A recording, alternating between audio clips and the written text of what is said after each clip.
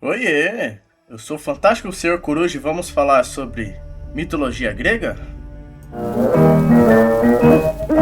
Imagina uma história capaz de influenciar a literatura, a filosofia, a pintura, o teatro, o cinema, os videogames e até a maneira como falamos, mais de 2000 anos depois de ter sido contada. Essa é a mitologia grega. Muito mais do que histórias sobre deuses e monstros, ela foi uma das principais formas que os antigos gregos encontraram para explicar o mundo, refletir sobre a natureza humana e transmitir valores, medos e esperanças. Quase todo mundo conhece nomes como Zeus, Hércules, Medusa, Aquiles ou o Cavalo de Troia, mesmo sem nunca ter estudado a mitologia. Mas essas figuras fazem parte de um universo muito maior e mais complexo. E para entendê-lo, precisamos começar pelo básico. A mitologia grega não é um único livro sagrado, nem possui uma doutrina fixa. Ela é formada por centenas de histórias que foram transmitidas oralmente durante séculos, antes de serem registradas por diferentes autores. Por isso existem várias versões dos mesmos mitos. Os detalhes podiam mudar conforme a cidade, a época ou o poeta que contava a história. Para os gregos, isso não era necessariamente um problema. Um mito podia simplesmente ter diferentes versões.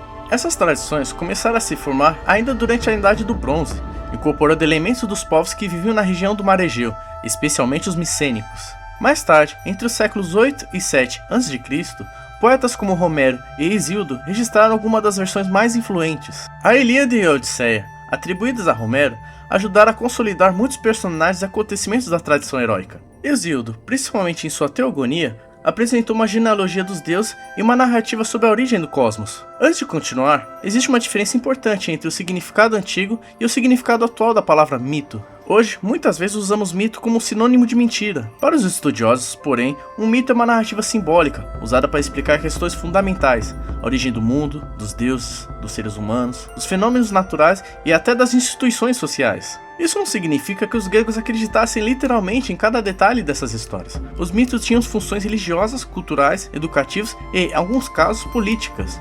E o universo mitológico começa justamente com a criação do mundo. Segundo Hesíodo, tudo começa com o caos, entendido não como desordem, mas como um vazio primordial.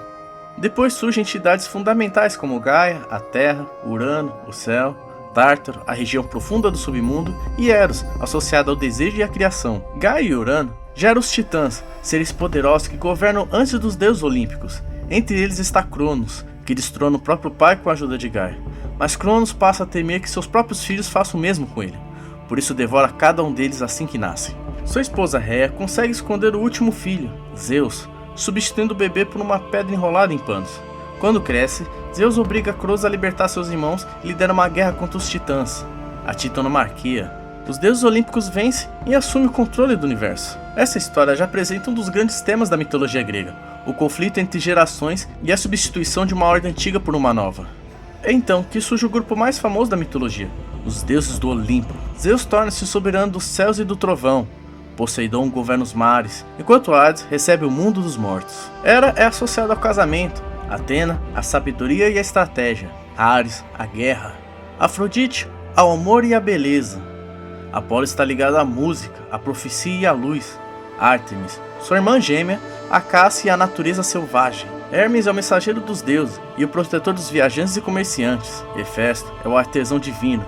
E Dioniso está ligado ao vinho, ao teatro e ao êxtase religioso. Mas existe algo importante sobre esses deuses. Eles não são exemplos perfeitos de virtude. Sentem ciúme, inveja, orgulho, paixão e vingança. Brigam entre si, cometem erros e interferem na vida dos mortais por motivos bastante pessoais. Em muitos aspectos, são profundamente humanos.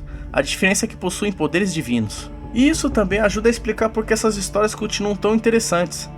Além dos deuses, existem inúmeras outras criaturas. As ninfas estão associadas à natureza, os sátiros acompanham Dionísio, e existem monstros que se tornaram conhecidos muito além da Grécia.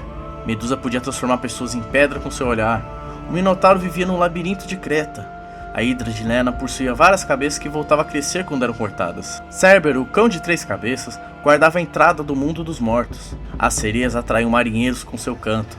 E a Quimera era uma criatura formada por partes de leão, cabra e serpente. Esses monstros não representam apenas perigos físicos, muitas vezes também simbolizam medos, forças da natureza ou desafios enfrentados pelos seres humanos. E então chegamos aos heróis. Ao contrário dos deuses, eles normalmente são mortais, embora muitos tenham algum tipo de ascendência divina. Um herói grego também não precisa ser moralmente perfeito, o que o define são seus feitos extraordinários. Héracles, conhecido pelos romanos como Hércules, enfrenta seus famosos 12 trabalhos. Perseu derrota Medusa, Teseu mata o Minotauro, Jasão lidera os Argonautas em busca do Velocino de Ouro. Aquiles torna-se o maior guerreiro da Guerra de Troia.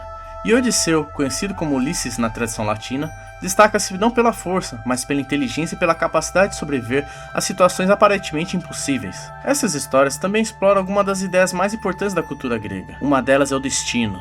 Mesmo os deuses nem sempre conseguem escapar completamente daquilo que foi determinado pelas moiras, associadas ao fio da vida. Outra é a híbris, ou seja, a desmedida e a arrogância. Muitos personagens são destruídos porque ultrapassam os limites humanos e acreditam ser iguais ou superiores aos deuses. Por isso a mitologia também valoriza ideais como moderação, prudência e consciência dos próprios limites. É importante lembrar ainda que a mitologia estava diretamente ligada à religião. Os gregos realmente cultuavam seus deuses em templos, festivais, sacrifícios e cerimônias públicas. Ao mesmo tempo, não existia uma única forma de praticar essa religião. Cada cidade possuía tradições próprias e os mitos podiam receber interpretações diferentes. Mais tarde, filósofos como Sócrates, Platão e Aristóteles começaram a buscar explicações racionais para o mundo. Mas isso não fez os mitos desaparecerem. Eles continuaram sendo preservados como parte da cultura grega e como fonte de reflexão e inspiração artística. E é justamente aí que começa a dimensão gigantesca de sua influência. A tragédia grega nasceu dessas histórias. Escultores e pintores representaram seus personagens durante séculos. Autores como Dante, Shakespeare e James Joyce dialogaram com esses mitos. Freud usou Édipo para dar nome a um dos seus conceitos mais famosos. Astrônomos batizaram planetas, luas e outros corpos celestes com nomes dessa mitologia. E, até hoje, filmes, séries, quadrinhos e videogames continuam reinterpretando essas histórias. Mas existe uma última coisa que você precisa ter em mente ao estudar a mitologia grega. Não existe, na maioria dos casos, uma única versão correta de um mito. Um personagem pode ter origens diferentes dependendo da fonte. Um acontecimento pode ocorrer de maneiras distintas. Até mesmo a morte de um personagem pode variar completamente. E isso não é uma falha da tradição, é justamente uma das características que permite que esses mitos permaneçam vivos durante tantos séculos. No fim, a mitologia grega é um enorme conjunto de histórias sobre deuses, heróis, monstros e seres humanos tentando compreender o mundo e a si mesmos.